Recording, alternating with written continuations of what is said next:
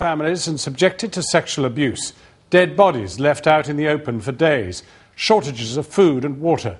Shocking claims from an aid worker in Sri Lanka as this programme obtained the first independently filmed pictures from one of the internment camps set up by the authorities to house Tamils who fled the civil war.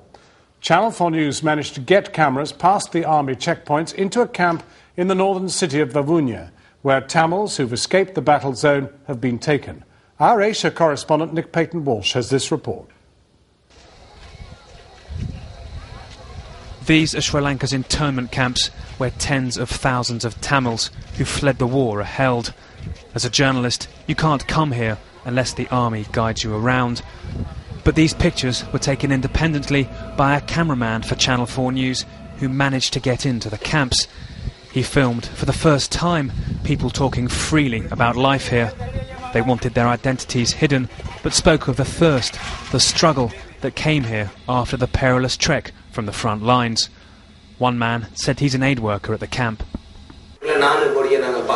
Personally, I saw 4 dead bodies inside the camp, 3 women and a man. Worms came out of the mouth of one. It must have been there for 3 to 4 days.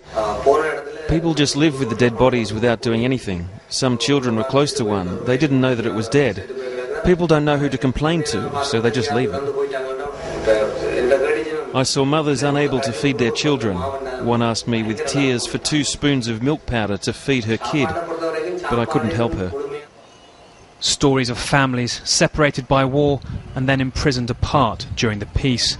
Fathers and mothers without their children. This man looking for his parents. There's still children here without their parents. They're living through hardship. We don't have a life here. This is a jail. We don't know who is alive and who is dead. We learned of 2 children who died when they were caught up in a crowd that was trying to get to a food distribution truck. People were exhausted. They were only thinking about getting food, nothing else. Not even children under their feet. There's a lack of coordination and competence here. The government's only objective is to eradicate people from the areas the Tamil Tigers controlled. The government denies these allegations and says it's mounting a huge aid effort. But another aid worker at the camp made a more serious claim. She said she believed soldiers were abducting young women and sexually abusing them. One elderly mother was crying inside the camp. I asked why. She said they'd taken her daughter away and she hadn't heard from her at all. There were many people taken from the camps that go missing. The women are sexually abused and no one takes any action. There's no one to complain to. Nobody dares to talk. They know they're being watched. They're afraid they'll go missing. She said women had to bathe in the open, in front of everyone in the camp, an indignity that's also sparked grave fears for their safety. Yesterday, aid workers found the bodies of at least 3 women dead at a bathing area in the camp called Zone 2.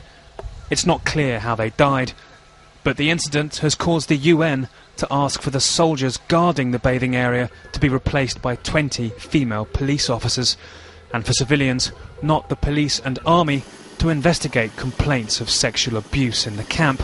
The military says the allegations were part of a Tamil Tiger information war against it. There is a huge propaganda machinery against Sri Lanka. There again, I must say, as I've told you, that when you handle 200,000-300,000 IDPs, they're not going to be perfect and absolute fine. I mean, I'd be a great lie if I say so. So if your soldiers are abusing people or responsible for disappearances, they should be punished? Definitely. We will take course of action, a legal course of action, and then they'll be punished because our forces, we know that they're one of the most disciplined forces. That's not something human rights groups would agree with. There are paramilitary and military forces active in and around the camps with a history of basically disappearing people. So people are extremely vulnerable and not getting the help that they need. The UN has asked the camp's authorities to investigate some of these allegations and would prefer civilians to be in charge of the camp. But the army remains the dominant force there, and aid agencies have found themselves assisting a programme of internment that one aid worker has told us the government's saying could last for 3 years. Nick Payton-Walsh, Channel 4 News, Colombo. Well, now the Sri Lankan High Commissioner Nihal Jayasinghe is in West London. High Commissioner, at the very least, there is a climate of fear in these camps. Is there? I am unable to comment because I know nothing about this. I have not heard anything about any exercise by the Sri Lankan Army. But I do know that there is a tremendous disinformation campaign by the LTTE, and I am certain that this is also a part of that campaign. And if these things are happening the way it has been alleged, I ought to have known. I don't think this is true at all.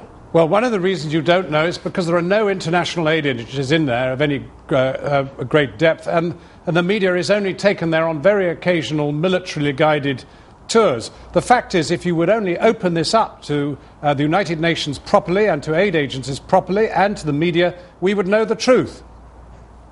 Yes, that's a matter for the government. I am unable to comment from London what steps the government ought to take. But I think I know that we have a very responsible government, which is democratically elected, which has respect for human rights. And if there are any excesses on the part of the security forces, the government will deal with them if it is brought to its notice. But I am unable to, at this point of time, to comment from this end whether those allegations are well founded. But I know that the media people are being taken in to the IDP camps, and they have not up to now said anything of the sort of things that has now been alleged. Well, High Commissioner, they've not been taken to this camp. We managed to get in there illegally with these cameras, courtesy of some assistance from people inside. You must be a very frustrated diplomat. Here you are securing a military victory against an organisation which is led by extremists, and you are losing the propaganda war. Surely you will want an international investigation into these allegations of atrocities.